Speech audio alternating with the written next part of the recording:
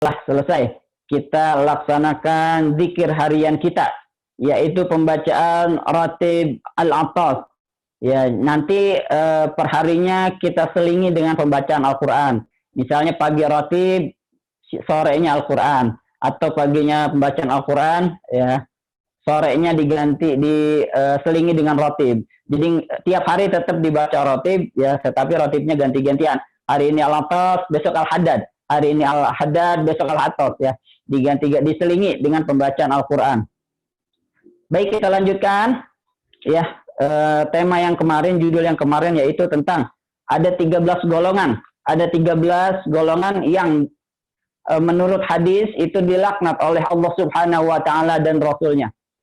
Bismillahirrahmanirrahim. Allahumma salli wa sallim ala sayyidina Muhammadin al-Fatih lima ughliq wal khatimi lima sabaq nasiril haqqi bil haqqi wal hadi ila siratikal mustaqim wa ala alihi haqqa qadrihi wa miqdarihi al-azim. Subhanaka la 'ilma lana illa ma 'allamtana innaka antal alimul hakim. Rabbi shrah li sadri wa yassir li amri wa hlul 'uqdatam min lisani yafqahu qawli birahmatika ya arhamar rahimin. Ya, melanjutkan yang kemarin. Ya, kemarin sudah ada 5 poin yang dibahas.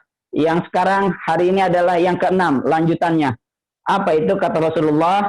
La'anallahu man masala bil hayawan. Kata Rasulullah sallallahu alaihi wasallam, la'anallahu, Allah Subhanahu wa taala melaknat. Siapa itu? Man masala bil hayawan, yaitu orang ya yang memotong anggota tubuh hewan, ya. Artinya hewan itu disakiti, ya, dipotong bagian tubuhnya saja. Misalnya kita mau makan kambing, kita potong pahanya saja, itu tidak boleh. Kita mau makan ayam, ayamnya masih hidup, kita potong bagian tubuhnya saja, itu tidak boleh. Begitupun misalnya hewan-hewan ya yang cuma diambil anggota tubuhnya, misalnya culaknya saja yang diambil, ya, ada juga yang diambil ekornya saja, ada juga yang diambil gadingnya saja. Ya, itu juga kata Rasulullah, orang yang golongan seperti ini ya dilaknat oleh Allah Subhanahu wa taala. Nauzubillahi min dzalik. Jadi kalau kita mau ya sembelih binatang, sembelihlah dengan cara yang baik. Kalau sudah disembelih, sudah benar-benar mati, boleh kita ambil semua bagiannya. Tetapi yang tidak boleh adalah kita hanya mengambil sebagiannya saja. Sebagian diambil, sebagiannya lagi dibiarkan. Ya, apalagi hewannya itu masih dibiarkan hidup. Ini naudzubillah min dzalik. Karena apa? Itu bisa menyakiti hewan. Hewan juga ya biar kata makhluk bukan manusia, tetapi hewan juga bisa merasakan sakit.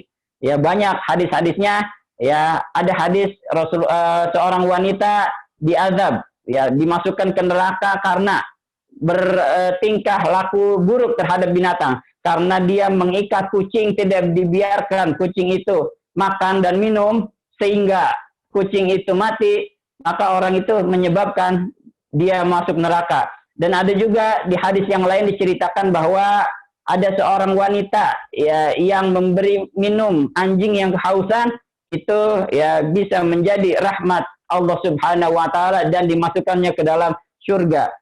Ya, ini berarti ya baik kepada binatang pun kita harus melakukan adab-adab, akhlak-akhlak yang baik.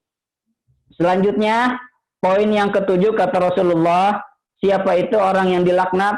Allah katanya di dalam hadis, la'anallahu man la'ana walidayhi. Ya. Kata Rasulullah adalah la'anallahu, Allah Subhanahu wa taala melaknat. Siapa itu? Man la'ana walidayhi, yaitu orang yang melaknati kedua orang tuanya. Maksudnya apa? Maksudnya adalah orang atau anak yang durhaka kepada kedua orang tuanya. Ini juga naudzubillahi min dzalik. Jangan sampai kita, kalau kita masih punya orang tua, jangan sampai kita durhaka, ya. Wa qadara rabbuka alla ta'budu illa iyyah wa bil walidaini ihsana. Ya. Ini ayat yang luar biasa, ya. Artinya apa? Wa qadara rabbuka alla ta'budu illa iyyah.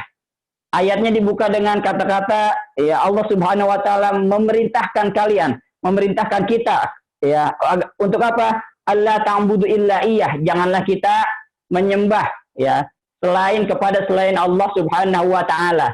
Kemudian di sambungan ayatnya wabil walidaini ihsana. Artinya apa? berlaku ya memuliakan orang tua, ya berlaku baik kepada kedua orang tua itu disejajarkan dengan ayat wa alla ta'budu illa iyyah, yaitu dengan ayat ubudiyah.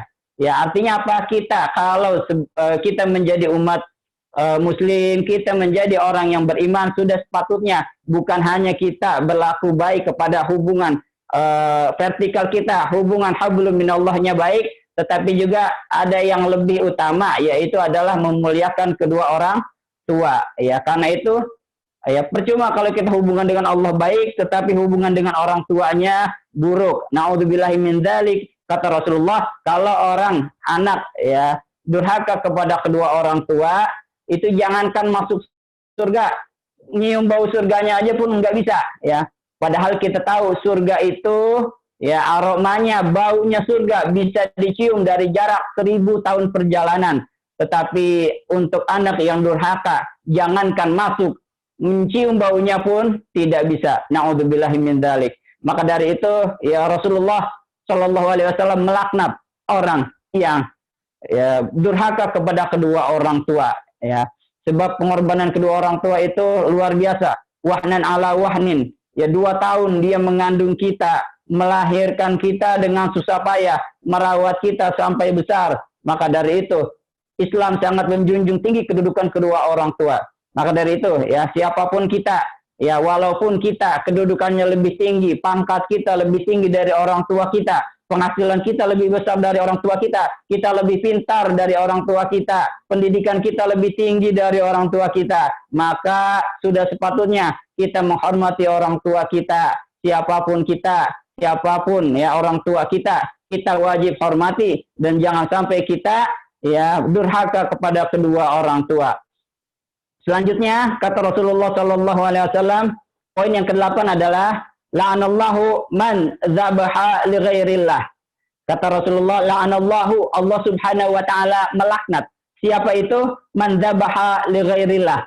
Orang yang melakukan penyembelihan, orang yang melakukan kurban li ghairillah, untuk niat selain Allah Subhanahu wa taala. Ini di negara kita banyak terjadi. Banyak terjadi orang menyembelih atas nama selain Allah. Ini musyrik tentunya. Banyak, misalnya kita kenal jenis hewan ayam cemani. Ayamnya yang hitam semua bentuknya. Bulunya hitam, cekernya hitam, semuanya hitam. Itu biasakan dijadikan tumbal. Dijadikan tumbal buat hajat-hajat tertentu. Misalnya orang mau demen sama orang lain, mau dedemanan kita, suka sama kita, kadang-kadang suruh nyembelih ini, nyembelih itu. Orang mau menang di pilkada, mau punya hajat, menang di daerahnya, ya maka banyak tuh orang-orang nyembelih ini itu. Tujuannya buat apa? Li ghairillah, ya niatnya bukan selain karena Allah. Tidak menyebut nama Allah ketika menyembelih binatang, itu namanya musyrik. Bahkan Rasulullah Shallallahu Alaihi Wasallam melaknat hal yang demikian. Orang yang kayak begitu jangankan masuk surga, ya tidak, Allah laknat di dunia pun dilaknat. Ya itu termasuk salah satu dosa besar, yaitu menyekutukan Allah Subhanahu wa taala. Naudzubillahi min dzalik. Selanjutnya kata Rasulullah Shallallahu Alaihi Wasallam yang ke-9. Apa itu? La'anallahu man awa muhdisan. Kata Rasulullah Shallallahu Alaihi Wasallam, la'anallahu, Allah Subhanahu wa taala melaknat. Siapa itu? Man awa muhdisan. Orang yang melindungi pelaku bid'ah.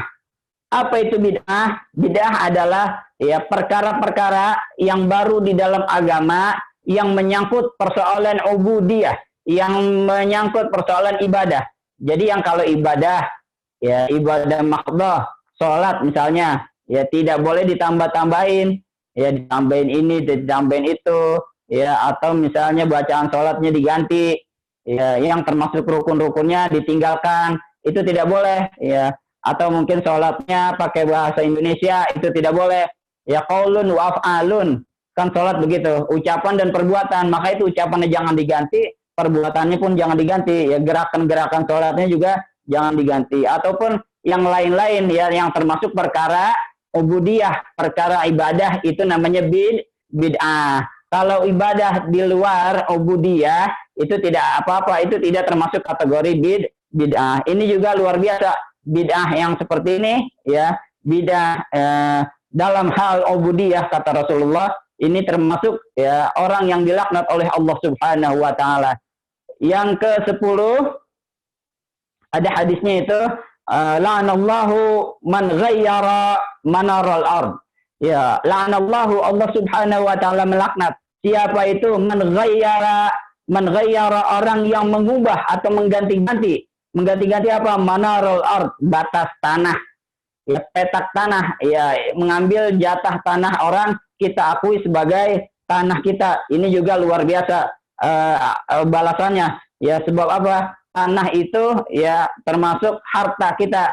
Nanti semua harta yang kita miliki akan dimintai pertanggungjawaban oleh Allah Subhanahu wa taala. Apalagi itu menyangkut ya hak orang lain. Kalau kita ngambil tanah, petak tanah kita geser-geser, atau mungkin kita manipulasi datanya di surat tanah, dimanipulasi, itu sama saja namanya menggeser bentuk-bentuk tanah, yang menggeser tanda tanah. Ini yang dimaksud oleh Rasulullah SAW, man ghayyara manaral ard. Ya, kita menggeser tanah atau memanipulasi tanah kita tadinya berapa, ditulis di akta tanah berapa. Itu juga termasuk manaral ard. Yang ke-11 ya, saya singkat. Hadisnya adalah la'anallahu man yasimu fil wajhi. Allah Subhanahu wa taala melarang, la'anallahu, siapa itu? Man yasimu, orang yang memberi tanda pada wajah, memberi tanda cap pada wajah. Maksudnya apa? Ya, maksudnya itu adalah membuat tanda yang bersifat permanen. Ini bisa dilakukan oleh binatang. Kalau di binatang mungkin dikasih cap yang panas itu ya, ditaruh di wajahnya. Itu juga termasuk yasima, man yasima fil wajh. Tetapi ada juga yang untuk manusia. Kalau untuk manusia bentuknya bukan dicap begitu, tetapi untuk manusia apa? Yaitu orang yang melakukan hal-hal yang bersifat permanen di wajahnya. Misalnya ya, agar dia menjadi tampak lebih cantik, agar dia mendapat dikenal di suatu golongan. Ya, makanya itu misalnya ditambah-tambah, misalnya apa ya, kalau sekarang ada alis permanen misalnya, itu juga termasuk cap atau tanda di wajah. Itu juga dilarang oleh Allah Subhanahu wa taala dan Rasulnya. Ya, karena memberi tanda pada wajah itu merubah bentuk Allah Subhanahu wa taala, merubah bentuk ciptaan Allah Subhanahu wa taala. Ya, selain tentunya yang fitrah ya. Selain yang fitrah itu merupakan merubah. Ya, beda lagi kalau cukur rambut. Cukur rambut itu fitrah, mencukur rambut, mencukur kuku, ya memotong kuku, itu namanya fitrah. Tetapi kalau memberi cap pada wajah, ya wajahnya itu dibuat sedemikian rupa, sampai dioperasi plastik, sampai di alisnya ditato misalnya, itu termasuk kategori man yasimu fil wajhi, seorang yang memberi tanda pada wajahnya. Yang ke-12 kata Rasulullah, la'anallahu man sabba ashabi.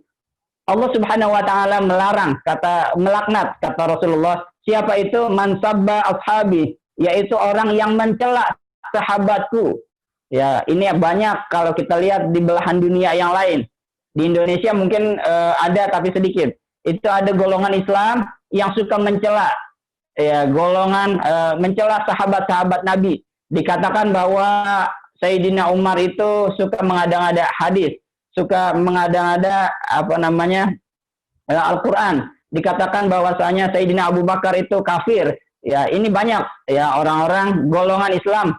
Ya, selain Ahlus Sunnah wal Jamaah ada yang begitu. Ini kata Nabi, ya golongan yang seperti ini la'anallah, Allah Subhanahu wa taala melaknat. Maka dari itu kita sebagai umatnya Nabi, kita yang mengaku cinta kepada Nabi, kita yang mengaku cinta kepada Rasulullah dan zuriyahnya, maka sudah sepantasnya kita juga menghormati ashabun Nabi, para sahabat Nabi. Ya, tidak pantas kita mengatakan misalnya sahabat yang lain kurang dibandingkan sahabat yang ini, sahabat yang lain ini yang lebih utama. Ya, karena apa? Sahabat Nabi kata Rasulullah, ashabi kan nujum, ya. Sahabat-sahabatku itu seperti bintang-bintang di langit. Yang manapun kalian ikuti, maka kalian tidak akan tersesat. ya sama saja ya. Sahabat-sahabat Nabi itu pun sama ya. Semua sahabat Nabi tidak ada yang boleh kita beda-bedakan. Selanjutnya yang terakhir adalah lanallahu al-wasilata wal mustausilata wal washimata wal mustaushimata wan nasimata wal mustaushimata. Kata Rasulullah sallallahu alaihi wasallam, Allah Subhanahu wa taala melaknat. Siapa yang dilaknat? Perempuan yang menyambung rambutnya dan yang meminta disambungkan. Dan apalagi wal wasimata, dan perempuan yang bertato dan yang minta ditato. Wan nasimata, dan perempuan